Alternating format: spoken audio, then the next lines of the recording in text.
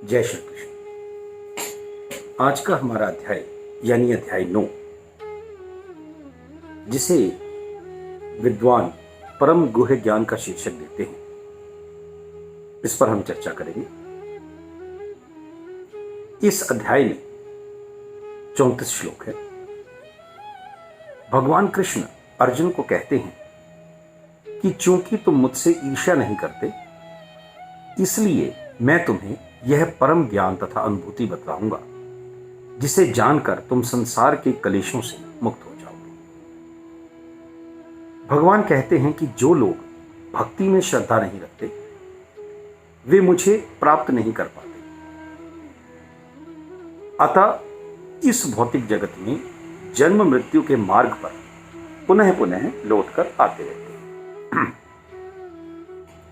कहा भी जाता है, साच कहूं सुन ले हो सबे, जिन प्रेम किए तिन ही प्रभ पाए। अर्थात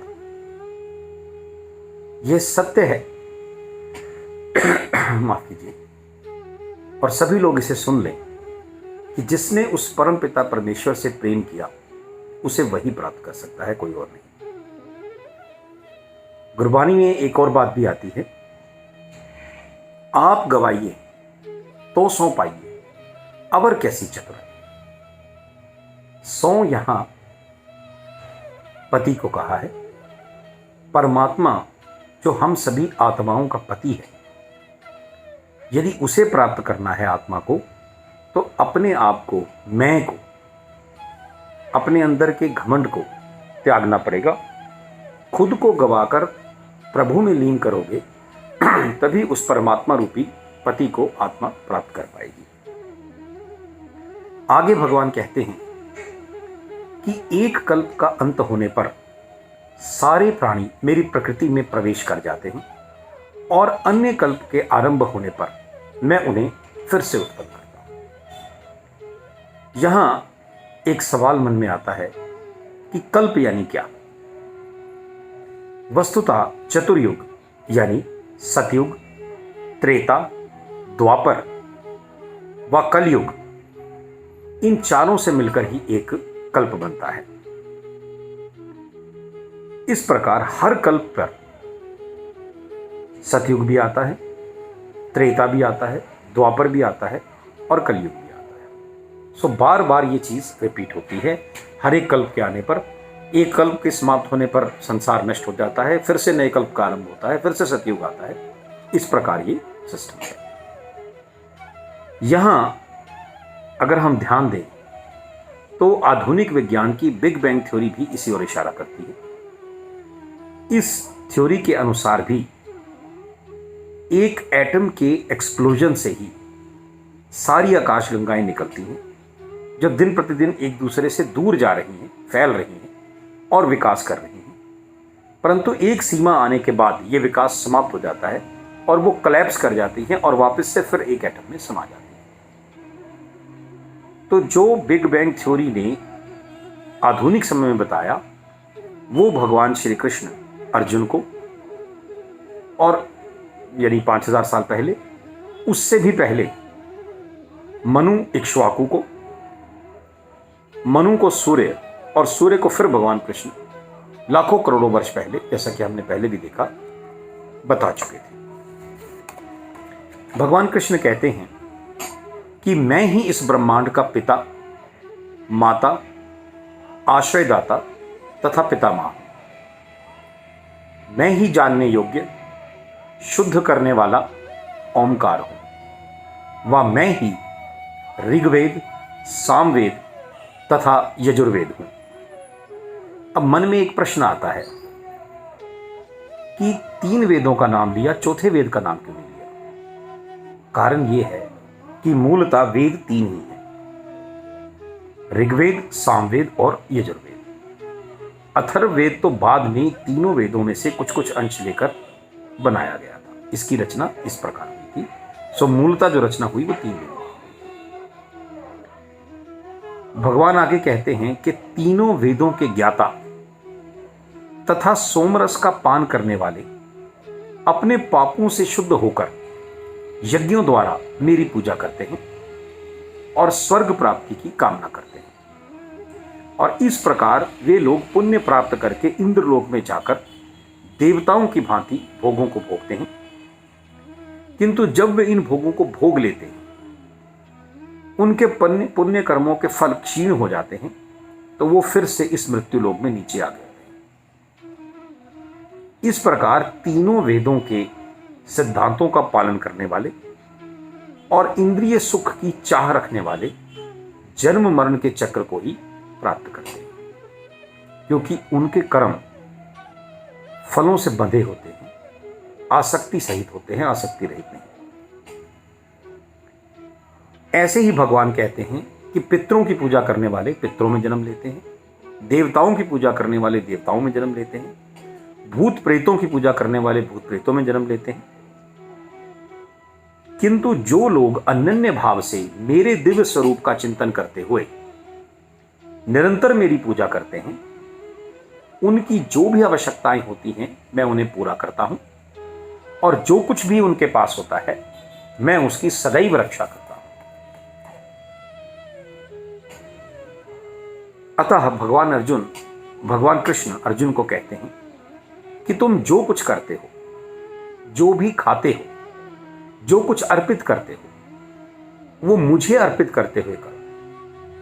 इस तरह तुम कर्म के बंधन तथा शुभ अशुभ फलों से मुक्त हो सकोगे, और इस प्रकार के संन्यास योग से अपने चित्त को स्थिर करते हुए तुम मुक्त होकर मेरे पास आ सको। यहां यदि हम देखें तो सकाम कर्म और निष्काम कर्म की बड़ी सुंदर संस्कृति है।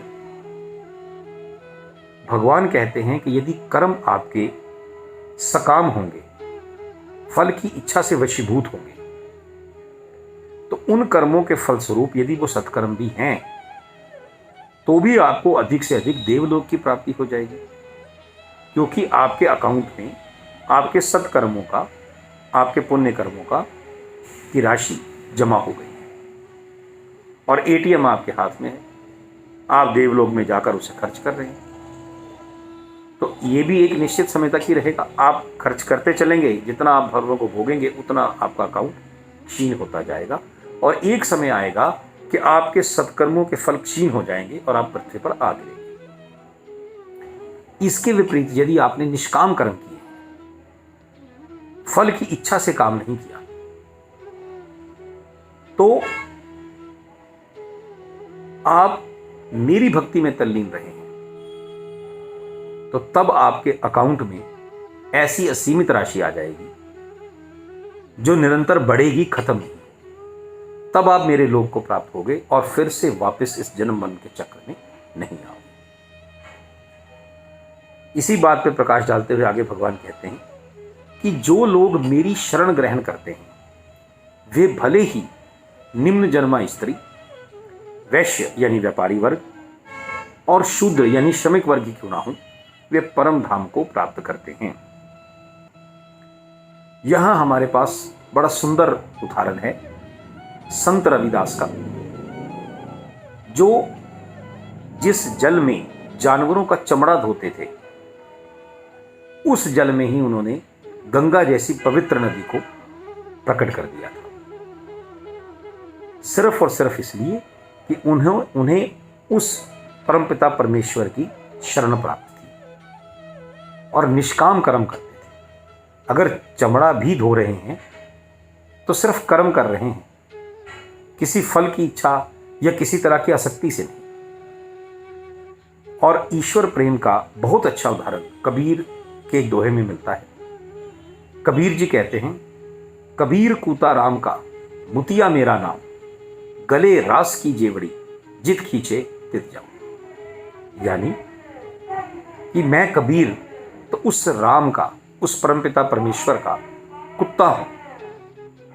मेरे गले में रास की जेवड़ी मतलब उस ईश्वर प्रेम की जंजीर है। गले रास की जेवड़ी जित खींचे तित जाऊं, जहां मुझे ईश्वर ले जाता है मैं उधर चलता हूं। यानी वही जो हमने पीछे भी जपजी साहब की बात की थी, हुक्म रजाई चलना नानक लिखा, उसके हुक्म में रहना सीखें, उसमें गुण दोष ना देखें, उसमें मीन मेख ना करें, उसके दिए हुए कर्मों को आसक्ति रहित भाव से निभाएं। यही मूलतः गीता का मूल उद्देश्य भी यही है। अध्याय के अंत में भगवान कृष्ण अर्जुन को कहते हैं कि अपने मन को मेरे नित्य चिंतन में लगाओ, मेरी ही उपासना करो, मुझे ही नमन करो। इस प्रकार अपनी आत्मा को मुझ में लीन करके तुम निश्चय ही मुझे प्राप्त कर पाओगे। इस प्रकार हम इस अध्याय में यह देखते हैं कि यह अध्याय हमें शिक्षा देता है कि इस संसार यात्रा को कैसे पूरा करना है। इस संसार यात्रा में चलते हुए यदि ईश्वर प्राप्ति को हम अपना ध्येय और ईश्वर भक्ति को अपना साधन रखेंगे तो जन्म मरण के चक्र से मुक्त हो जाएंगे।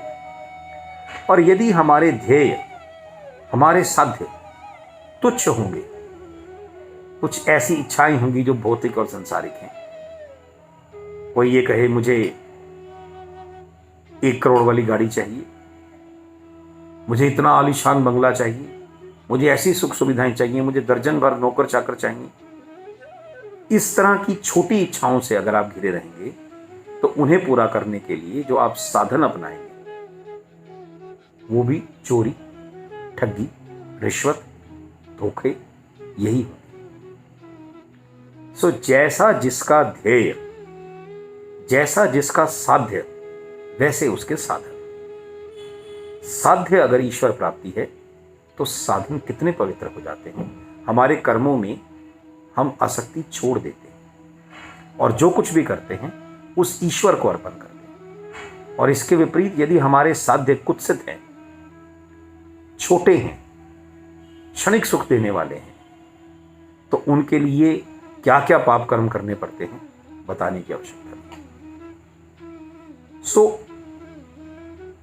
अगर हम ईश्वर को साध्य मानकर और ईश्वर भक्ति का साधन अपनाते हुए इस संसार यात्रा में चलते हैं तो हम अपने सब कर्मों को उस ईश्वर को अर्पण करते हैं और कर्म फल के बंधनों से बचकर माया के पाश में न फंसते हुए परम धाम को प्राप्त करते हैं और फिर से बार बार इस जन्म मरण के चक्र में आने की जहमत नहीं उठानी पड़ती।